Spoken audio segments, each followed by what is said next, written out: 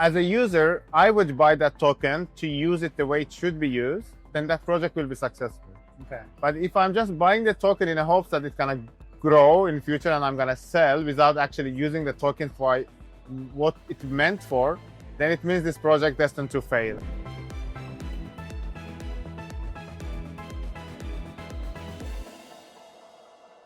Hey folks, Flo here with Blockchain North here at Futurist 2025. It's crazy, time flies. I'm here with Vugar from Bitget.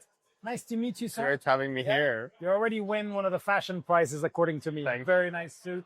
That makes a very good impression. In a very corporate blue color. I'm on brand. I don't think it's corporate. I think it's very classy and on brand, like you said.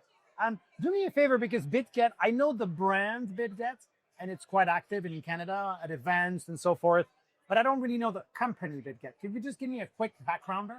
We are a true Web3 company, and the vision is to make everyone able to live on chain. And we view crypto, blockchain technology not as a trading investment tool, but actually the way you can earn, invest, learn, and till the end be able to spend your money. And that is how we see that next billion users are going to come to our industry. In the last 2 years, we grew 10 times. Okay. From 10 million users to 100 million users. It means another 10x will take us to the billion users. And in my opinion, like, we can't and we shouldn't get 10 billion, I don't know, 9 billion, 8 billion people, everyone to trade. The same way every person who has a bank account doesn't trade, because it's a need, right? We have the money, and most of the things we do is to spend. And that is our vision. And with Bitget now, we are also launching our Bitget Pay, which will enable every merchant to actually accept payment, which is, in my opinion, is direct translation of Satoshi's peer-to-peer payment idea. Because in my opinion, even though we are very happy that institutions are coming to crypto, BlackRock's came, I don't know, even presidents came to crypto. We're going to talk about that for sure. Which in my opinion is totally against the idea of cutting the middleman and being peer-to-peer. Well, before we dive into that, Bitget today serves 100 million customers. We have 60 million customers on a Bitget wallet. You, by the way, with like a Coinbase or... If you look at the user numbers, we're the second largest, right after the Binance. Okay. When we look into trade volumes, we are number 4, number 5. Okay. We are very strong in derivatives market, number 3 in our trade volumes. And last quarter, we did around 2 trillion or more than $2 trillion transactions. Every day, we move $20 billion around. And I think that makes Bitget one of the exciting places to be and to trade. Yeah. Especially, I say, like, we are in a very sweet spot, because we only have around 800 tokens listed on an exchange side. But you can definitely go and explore a lot of on-chain opportunities through the centralized exchange with all the safety. While other exchanges, if you look at like a Binance's of the industry, Coinbase's, they have around 200 tokens, which makes very limited for the investment point of view. But we also don't have as much as, let's say, MXCs and others, like, have thousands of the tokens, where it's a little bit polluted and user doesn't know, because we have a very strict kind of a hand-pick rule to list that project. Let me ask you then, how did you pick those 800? Like, what? Because I mean, 800 out of how many tokens in the world right now? There are tens of thousands, hundreds of thousands. There are 1 million tokens or projects, or 1 million, more than 1 million projects that ever issued a token globally. Okay, so you have less than 1%. Less than 1%, and we have a very strong internal group called Bitget Research. It's comprised of economists and PhDs and really smart people. We look at multiple factors, from on-chain action to who the founders are, what are the investment that they attracted, what successful project they did. And we always look at how many wallet holders and beneficiaries are out there. Because if we see suspicious actors, like, I don't know, majority of the wallets are held by the handful of beneficiaries, it means there's a higher chance of a rug pull. But definitely it changes case on a case, because we all know President Trump's Trump token, which only has 80% of the tokens are held by 40 majority whales, or it means beneficiaries, which makes a very dangerous investment in my point of view. That's what we try to avoid when we list a project. We want to build a quality project that can actually make people earn. Let me ask you, so when I think of an exchange, and perhaps most people watching this video feel the same way, I think of a platform, centralized, for like an on-ramp for users to access crypto, buy, sell, trade, make a bit of money, stake, etc. But actually, you guys, if you're vetting 800 crypto tokens out of a million or so, you are also kind of facilitating entrepreneurship. You're also actually having an influence on who makes it and who doesn't, and promoting those perhaps that are more likely to succeed, and trying to weed out those that, of course, would be like rug pulls or things like that, right? So that role is actually very important. What would you say makes today in 2025 a good crypto project that is going to succeed, other than not being a rug puller, of course? But what would you say, are those ingredients, let's say, that make a project, that project, I think it will succeed, you almost know from the beginning, based on those ingredients? I think like whenever we talk a founder, everyone's like, "Oh, we are a utility token," and I'm interested. Like, what is your utility? How are people gonna use that token? Yeah. Let's say this token is to buy coffee. If as a user I would buy that token to use it the way it should be used, then that project will be successful. Okay. But if I'm just buying the token in the hopes that it's gonna grow in future and I'm gonna sell without actually using the token for what it's meant for, then it means this project destined to fail. And that's my kind of a personal test of yes and no, because there are so many much more details to zoom into it. Right. But if someone is pitching you an idea, I don't know, this is next Uber, this is next something. If I'm gonna use a token for that particular purpose, if there's a product to actually have that utility, definitely there's a higher chance of the project to work, rather than if all the narrative is just a stage and the whole idea is buy this token, it's going to go up in price, then I don't think it's a good investment. And I think it worked with everything, right? I remember like back in times when I was at university, and when we talk about stock market, it was always advice. And I think we all know like a greatest investor of all time, Warren Buffett, going to McDonald's every day. He holds McDonald's shares and cola shares. He goes, buys McDonald's and drinks cola.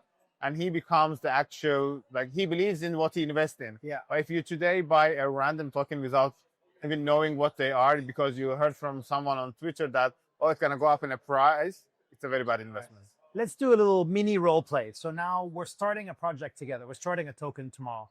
Okay. What would you say are areas of the crypto market? And of course, what are needs that you see right now that perhaps aren't fulfilled? And of course, it's a very hard question, because if we knew this, we're probably going to be doing this right now. But what would you be looking at, let's say? And where would you be looking? Honestly, I think like one of the cool areas that is worth exploring is real world assets. Okay. We saw like a Dubai government jumping in and telling that in the next 10 years, they expect the 7% of the market, real estate markets in one of the booming economies will be tokenized, which is great. But also there are so many other ways, like from your solar panels to electric vehicle charging stations, that you can rent and do that peer-to-peer exchange. And I think that is and still an area where we can share a lot of assets in between ourselves. Right. And kind of do that quick transactions, because biggest burden or roadblock at the moment for this peer-to-peer exchange is bank fees, all these burdens. You have to go register and so on. Yeah. And usually it's like returns are $10, $15, right? It's not worth to go through that hassle. But if you put everything on chain, it becomes transparent, and this peer-to-peer exchange becomes very fast. And that is one thing I'm excited about. And second thing I'm really excited about is the AI tools, because I was recently playing around with the AI trading opportunities on Bitget, because we have AI bots, and especially with the Twitter or X now having the Grok, where you can, because crypto, as you know, right, it's run by Twitter. You can't go read hundreds of tweets, but when you have the summary of the day and you can train that AI, go to scout, 20 most important people in Twitter. Yeah. You can get an idea pretty quickly how to make a better financial decision. And I think when you put these two things together, it will become very, very interesting place in future. Okay, so RWA and AI. Okay, I hear you. So you talked a few times about governments. Are you based in Dubai? I'm based in Dubai. Based in Dubai. Okay. So obviously we've seen a lot of growth and a lot of adoption, and a lot of government support in places like Dubai, Switzerland, Hong Kong, Singapore, usually small places, by the way. I think there's that in common. For the rest, they're quite different, right? Dubai and Switzerland are very different. Singapore, also quite different. But now, of course, we have a new president in the United States that in the last 100 days has already done so much for crypto.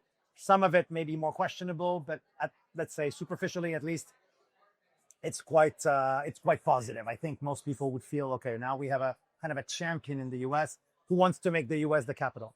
How do you see the geographic kind of evolution of crypto over the next few years, considering, again, the growth has been a lot in Asia, Middle East, and now this US re-emergence? How do you see that play?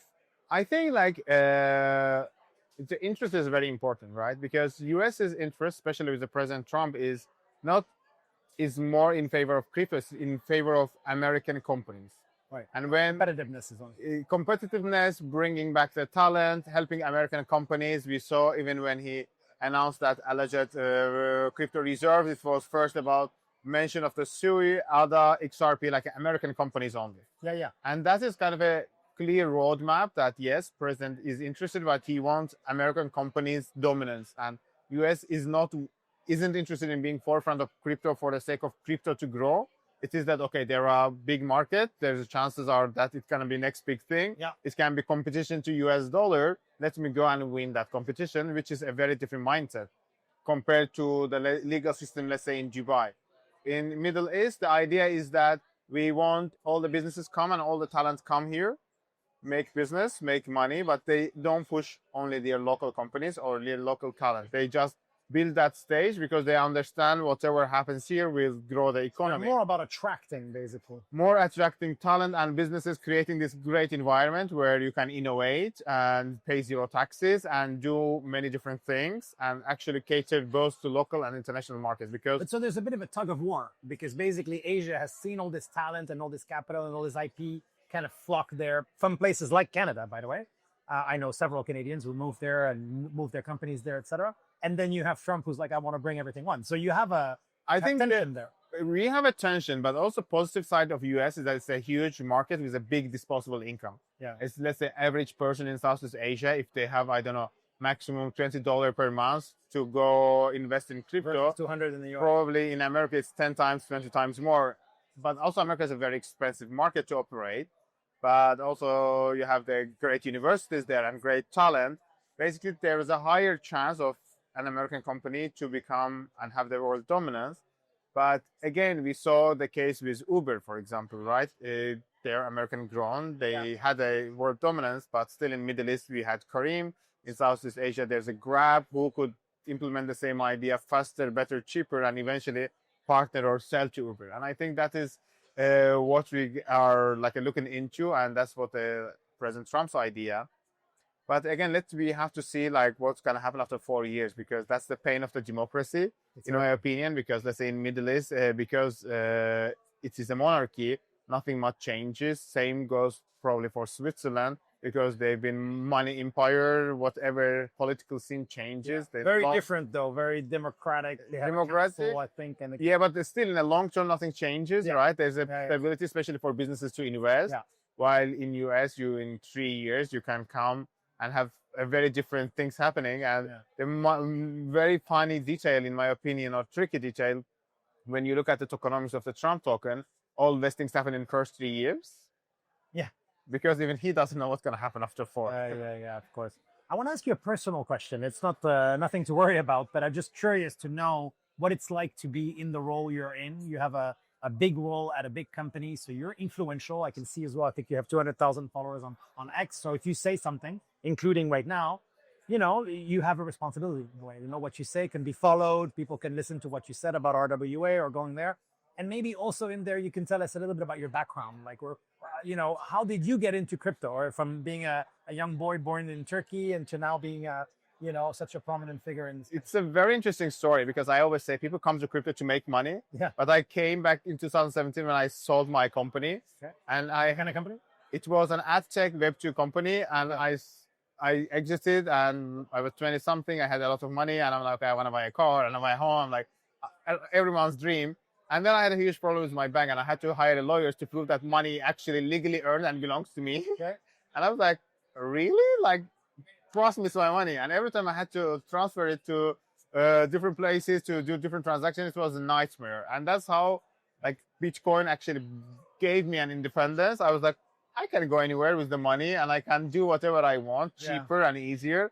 And that's how I ended up investing to different ventures in crypto and ended up being here. So you were an investor before you joined Bitget?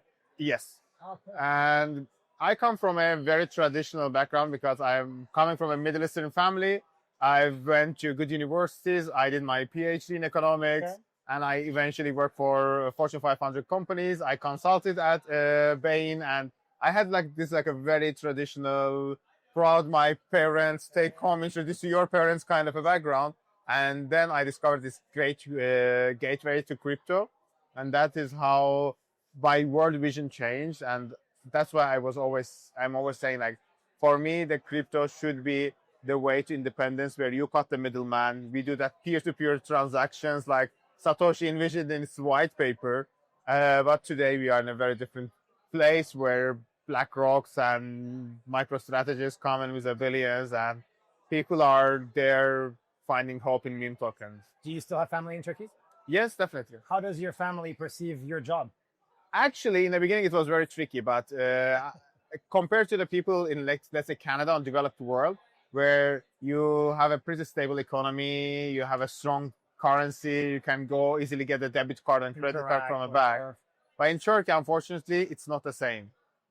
Inflation is 90%. It's very hard to get a foreign currency. And eventually, everyone, including my granny, has a wallet. And you can transact easily But in you're USDT. You're in crypto. Is that No, all grannies? everyone moved. Really? We were forced to move to What's the adoption in Turkey? almost 70%. No. 70% of Turkey? Yeah, people have, yes, because Wow.